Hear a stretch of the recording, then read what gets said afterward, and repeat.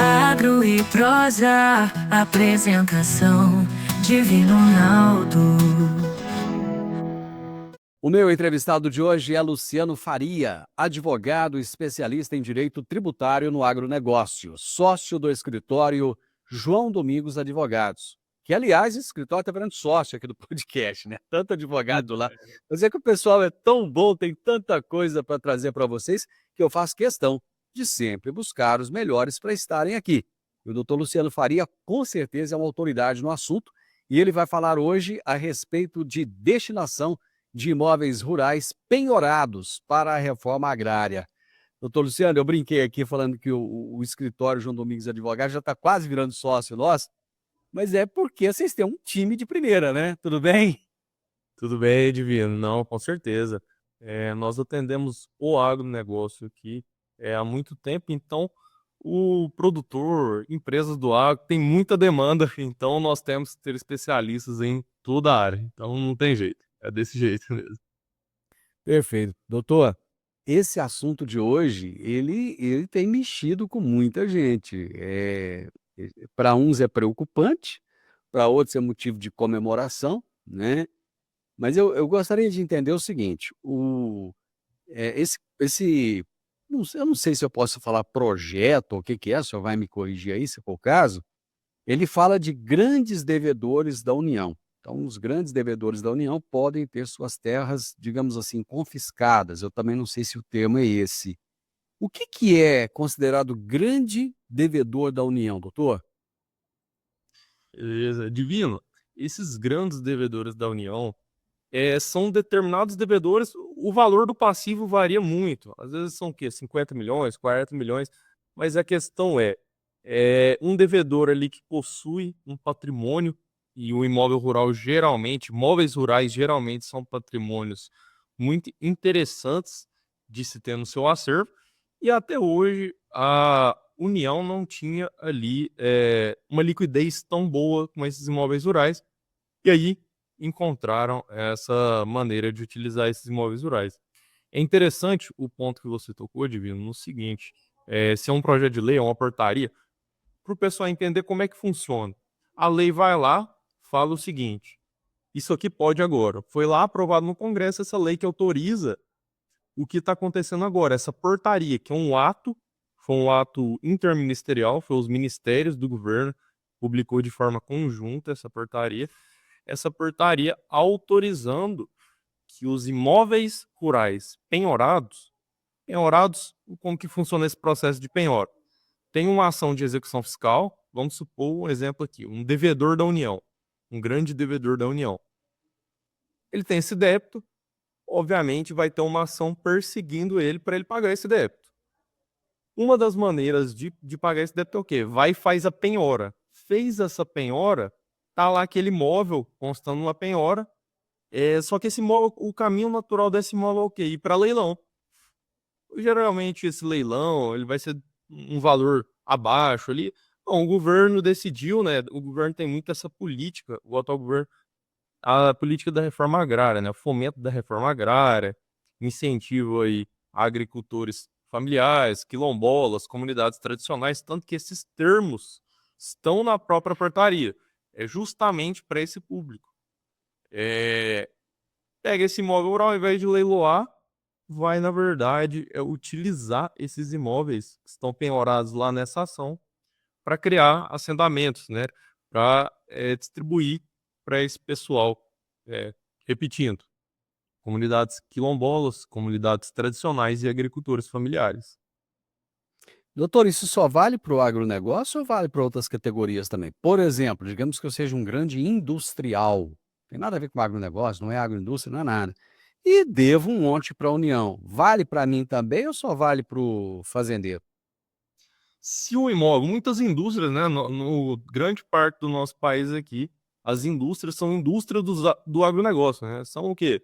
São frigoríficos, são laticínios, são produtoras de ração, sementes, empresas voltadas para o agronegócio. E muitas vezes estão o quê? Localizadas no, na zona rural.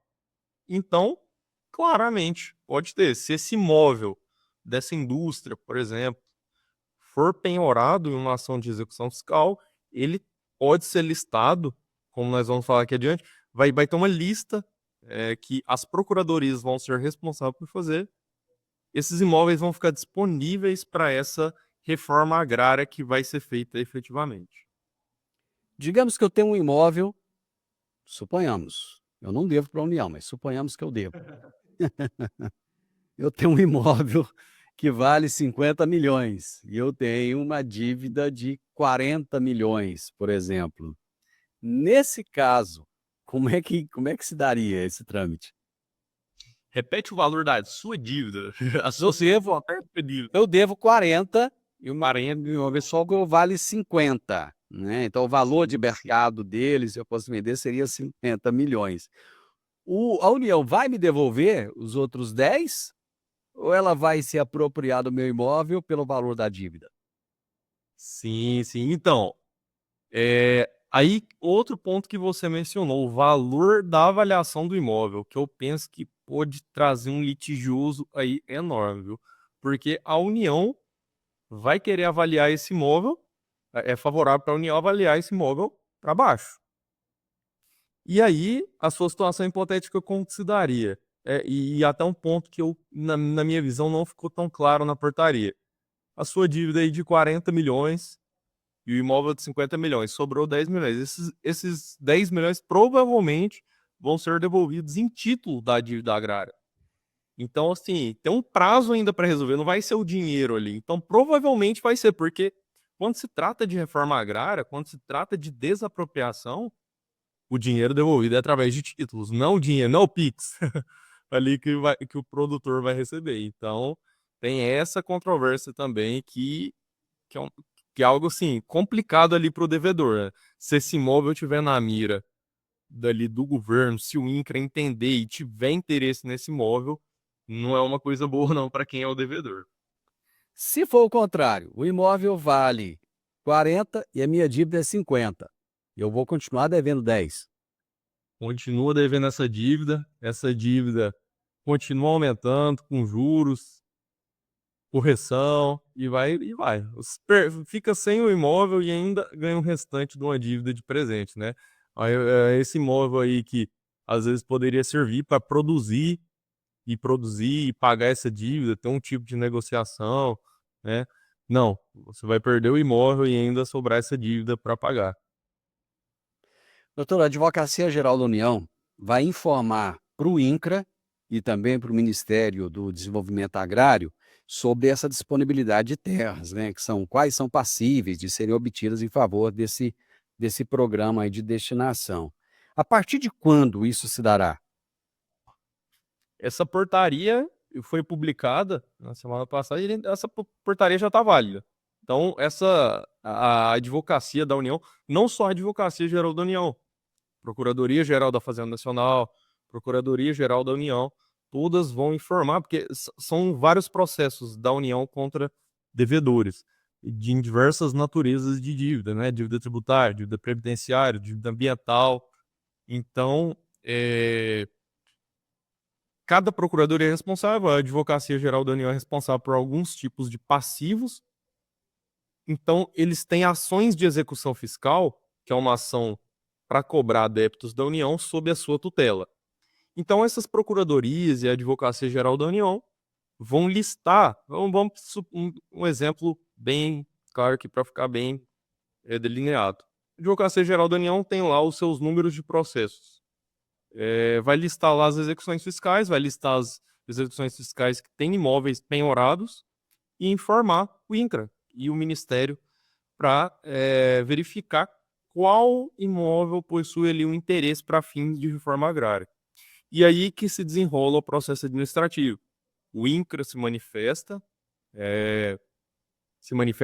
se há um interesse, isso analisando, a primeira etapa é só analisando dados cadastrais, por exemplo, no CAR, ali o Cadastro Ambiental Rural, quantos hectares, característica da terra, e aí depois o INCRA demonstra o interesse, né? Viu ali, ok, cadastral, vai prosseguindo a análise, tem o prazo para prosseguir para ter um interesse definitivo, e aí que entra a finalização do processo. O INCRA viu ok, esse imóvel é interessante para fins de reforma agrária. Aí entra a necessidade de um laudo ou estudo técnico, que nós não sabemos ainda muito bem como vai se dar na prática, né? Tá lá, mas como que o que tá ali na lei, na portaria é uma coisa, né? Como que vai se dar na prática, nós vamos verificar. Tem ali o laudo, o estudo, vai apresentar e aí prossegue o processo aí de como se fosse uma adjudicação, que essa adjudicação é como se fosse uma compensação, né, da dívida com o, o imóvel rural. Mas, na verdade, me soa e me parece, e eu sinto cheiro de uma desapropriação. Pois é, mas já ficou claro como é que vai acontecer essa posse da propriedade pela União? Ou não, ainda está tudo meio obscuro? Então, a posse como funciona? Esse imóvel rural, ele está penhorado em uma execução fiscal, geralmente sob cuidados do proprietário, do produtor, suponhamos. A partir do momento que se inicia ali o procedimento administrativo, o processo administrativo para essa adjudicação, vai ser informado ao juiz, o juiz vai verificar que houve ali o juiz da execução fiscal vai ser informado que está acontecendo esse processo administrativo, o INCRAS manifesta se tem interesse nesse imóvel, é informado ao juiz que houve, né, a conclusão do processo administrativo, concluiu o processo administrativo com aquilo que eu mencionei anteriormente, o laudo, o estudo técnico, e o juiz vai emitir um mandado para que seja feita a apropriação por parte da União. Então, é feito esse procedimento, esse processo administrativo, isso dentro do INCRA mesmo, e aí depois informa no processo de execução fiscal que aquele imóvel está penhorado, e aí sim, depois de todo o regular trâmite, é emitido um mandado. Nos parece, com a leitura da portaria, que é assim que vai ocorrer. É uma emissão de posse normal. Pois é, digamos que eu seja o devedor e o senhor é meu advogado. Então já definiu tudo isso aí que o senhor colocou. Existe recurso? Nós podemos entrar com recurso ou não? É definitivo isso aí? Então, no momento em que tiver penhorado aquele imóvel, o devedor, no caso, no nosso exemplo aqui, ele pode entrar com as providências ali necessárias, tentar negociar esse débito, né? Por exemplo, se for um débito tributário, a transação tributária, que é uma das maneiras mais fortes aí de se negociar hoje, em que o devedor consegue até 70% de desconto do débito, parcelar em até 10 anos, né? Do débito ou dos juros? Do débito inteiro. Dos juros ele consegue, nossa, chega até, dependendo do percentual, chega um percentual bem alto aí. Mas 70% do débito mesmo.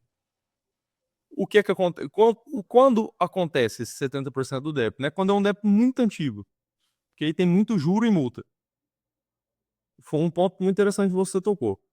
O valor principal do débito nessa transação tributária, especificamente, quando se trata de débitos tributários, imposto de renda, contribuição social, PIS e COFINS, fundo rural, acontece o desconto nesses juros e nas multas, podendo chegar em até 70% de redução. Às vezes os juros e as multas acontecem ali em um percentual, na composição ali é um percentual maior que 70%, aí não pode. Nós temos hoje transação também para débitos do IBAMA, então nós temos várias formas de negociar o débito hoje. Tem medidas judiciais? Tem. Às vezes esse débito tem alguma controvérsia quanto a ele, né? Há um entendimento ali de que o débito não é devido totalmente, que índices de correção, várias discussões a depender do débito. Mas, em um primeiro momento, né, em uma primeira análise, é o quê? É verificar a possibilidade de negociar e a possibilidade também de recorrer judicialmente, mas aí tem que ter um motivo. O advogado-geral da União, ele defendeu essa medida aí como sendo primordial para a pacificação no campo. Não é verdade, doutor? Não seria o contrário? Não vai trazer mais problema? Então, eu acho que a visão dele foi bastante otimista. Eh, Você falar de pacificação e, ao mesmo tempo, desapropriar, tirar um imóvel de alguém é um pouco complicado. Então, assim, uma pacificação talvez ele está se referindo aos movimentos sem terra, né? O movimento sem terra diminuir a sua intensidade em invasões, por exemplo, porque uma pacificação não seria a palavra. É uma implantação de reforma agrária. E uma implantação de reforma agrária, na minha humilde visão, não é algo pacífico em lugar algum. Mas temos visões diversas aí, né? Talvez ele tá olhando sob uma perspectiva de, com esse tipo de política nós vamos parar de ter invasão. E aí você para para pensar, a invasão é algo correto, algo que tem que ser pacificado ou algo que tem que ser combatido? Fica o questionamento, né? E é interessante porque o ministro Paulo Teixeira, o ministro do Desenvolvimento Agrário, ele reforçou que essa medida é um marco na reforma agrária, né? A senhora acha que é um marco ou ela só vai colocar lenha na fogueira? E, então, os dois. É um marco e também lenha na fogueira. Porque isso depende muito da visão, a visão do produtor hoje. Fala de reforma agrária para o produtor, fala: olha, sua terra está improdutiva, eu vou tomar sua terra. Então, assim, falar de reforma agrária, a reforma agrária é algo previsto na Constituição, mas é algo controverso até hoje. Muitas das pessoas não são a favor da reforma agrária. Você reformar, você tirar a terra de alguém para dividir essa terra. Então não é algo pacífico. Então, assim, é um marco por quê? O marco é porque é uma política de reforma agrária inovadora. Eles estão efetivando a reforma agrária. É uma política que eles estão tomando não, compensando as terras, né? Utilizando ali para abater débitos com a União e distribuir. É uma forma de reforma agrária. Está ocorrendo de fato. Assim, para os que são a favor e querem cumprir com a reforma agrária, de fato é um marco. Mas que isso é uma medida extremamente corajosa que pode gerar um estado de conflito muito grande, na minha visão, é bastante. É porque nós estamos tratando aqui de tirar terra do produtor. Como que isso pode ser para tudo? É tão interessante, doutor, por exemplo, que na minha cidade tem diversos prédios públicos, tanto do município, quanto do estado, quanto do governo federal, que estão abandonados. Não servem para nada, estão lá largados, uns até acabando. Engraçado que ninguém destina aquilo lá para o povo que está morando na rua. Está cheio de morador de rua, está cheio de gente aqui precisando de casa, cheio de gente. Ninguém se preocupa em fazer isso. Mas parece que tem uma preocupação com o imóvel rural acima daquilo que é o desejável, né? É até uma palavra chata, exacerbada, né? Mas enfim, Exatamente. enfim. O, o imóvel rural, até pelas dimensões territoriais e essa visão política que às vezes se tem da propriedade familiar, da valorização a comunidades tradicionais, aos quilombolas, até indígenas, né? Então, quando se fala disso, sempre está voltado a imóvel rural. E, de fato, temos prédios públicos aí, não só na cidade, em todo lugar, estão vazios. Nós temos um estado grande aí que muitas vezes sempre tem imóvel aí disponível. Mas porque esse projeto, né, é voltado ali para a agricultura familiar, aquele pequeno produtor. Então, assim, a gente sabe essa guerra que acontece, né, entre, como se fosse os dois agros, né, aquele do produtor tradicional e daquele agricultor familiar que cuida ali da família. E aí nós vivemos aí em uma guerra. Então, eu queria saber onde que vem a pacificação. Pacificação de quê? Tem um projeto de lei, doutor, que é o projeto de lei 1320/2024, que é de autoria do deputado Adilson Barroso, do PL de São Paulo, e com relatoria do Alexandre Guimarães, do MDB do Tocantins. O senhor pode falar um pouco para a gente desse projeto de lei? Claro, claro. Esse projeto, ele visa alterar o quê? Valorizar o direito de propriedade. Porque o que acontece? Qual que é o nosso cenário hoje de desapropriação? Um conjunto de pessoas chega em uma determinada faixa de terra, se estabelece lá, e aí depois de alguns anos acontece um processo de desapropriação, e aí eles ganham direito a ficar nessa área. Então, na verdade, esse processo de reforma agrária hoje acontece forçado. As pessoas invadem propriedades para que sejam estabelecidos ali, e o produtor perde parte desse imóvel. E o processo brasileiro hoje funciona desse jeito, de desapropriação. O que é que esse projeto de lei traz com o cenário novo? Que essas invasões clandestinas, quando se estabelece ali, dificulte essa regularização dessa terra. Isso fortalece o direito de propriedade, no seguinte sentido: essa terra, se aprovado esse projeto de lei, para fazer vistoria, para fazer desapropriação, avaliação, tudo com autorização do proprietário da terra. Então quebra esse paradigma tradicional que ocorre hoje, de tem uma invasão e depois regularização da terra. Não. O cenário passa a ser: tem uma invasão, se for para acontecer alguma coisa, só com autorização do produtor, do proprietário daquela terra. Então dificulta esse projeto de reforma agrária. Talvez até uma contrapartida nessa visão de reforma agrária, tanto que é um deputado do PL, né, que propõe esse projeto de lei. A visão hoje do governo, que é um governo de esquerda, é a visão de reforma agrária, de distribuição de terras, de repartição, e, pelo contrário, o outro lado do país, as políticas de direita, são de valorização do direito de propriedade. Então, esse projeto de lei, ele é uma irradiação dessa visão política do Partido Liberal, no seguinte sentido: a desapropriação não vai acontecer dessa forma que ocorre hoje. Nesse projeto de lei concede, se aprovado, poder ao proprietário da terra. Bem, em linha com isso que o senhor disse, essa portaria lá, que nós falamos dela anteriormente, ela estabelece a necessidade de laudos, conforme o senhor mesmo disse, né, de laudos e de estudos técnicos, né? E aí ficou uma dúvida aqui: o INCRA vai poder entrar nas propriedades para coletar esses dados, mesmo que o produtor não autorize?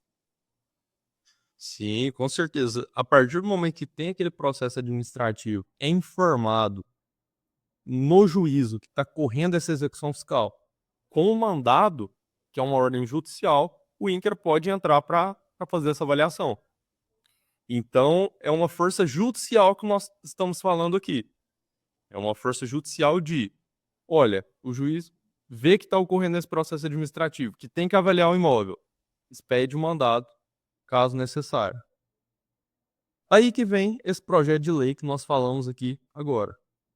Muda o cenário, apenas com autorização do proprietário. Então, é algo assim, tá acontecendo um cabo de guerra no país, quando se trata de agronegócio. Um puxa para cá e o outro puxa para lá. Uma hora um ganha, outra hora outro ganha. E assim nós vemos esse cenário, né, de guerra. Pois é, doutor. Você acha que pode haver uma correria, digamos assim, de devedores que podem pensar assim: eu vou correr e acertar minha dívida com a União para não correr o risco de perder minhas terras? Isso pode ajudar numa recuperação de créditos para a União? Divino, eu tenho certeza que, na verdade, talvez pode ser uma cortina de fumaça para, olha, acerta o seu débito. Que é muito mais interessante para a União receber em dinheiro. É muito mais interessante. Obviamente, é um marco para a reforma agrária. Mas o governo hoje, a política é de aumento da carga tributária, de déficit da economia, déficit fiscal. Então a arrecadação nunca esteve tão em alta. Nós batemos recorde todo mês de arrecadação desde o início do governo. Então, cada vez mais é necessário mais arrecadação, mais coleta de dinheiro dos devedores. Então, eu tenho certeza que essa portaria tem um sentido duplo. O sentido de, olha, me paga senão eu vou pegar a sua terra. E o sentido também de reforma agrária. Senão vai faltar dinheiro para comprar avião, né, doutor? Tem isso também. De- de- Muitíssimo obrigado. O senhor trouxe bastante luz a esse tema, esclareceu bastante. Eu gostei, eu achei que foi bem interessante, facilitou o entendimento. Muito obrigado, viu? Muito obrigado, Divino. Muito obrigado, foi um prazer. Eu conversei com o doutor Luciano Faria, que é advogado, especialista em direito tributário do agronegócio, sócio do escritório João Domingos Advogados. E nós falamos a respeito da destinação de imóveis rurais penhorados para a reforma agrária. Você que ouviu essa entrevista, você que assistiu esse vídeo, o que você achou? Eu gostaria muito que você deixasse o seu comentário. Se você acha que está certo, que isso vai pacificar, que vai ajudar na reforma agrária, ou você acha que isso só vai trazer mais problemas. A sua opinião é muito importante para nós. Se você gostou, deixa um like. Se não gostou, não tem problema, deixa um dislike para a gente. Compartilhe com outras pessoas e se inscreva nesse canal. Um grande abraço para você e até a nossa próxima prosa. Tchau, tchau.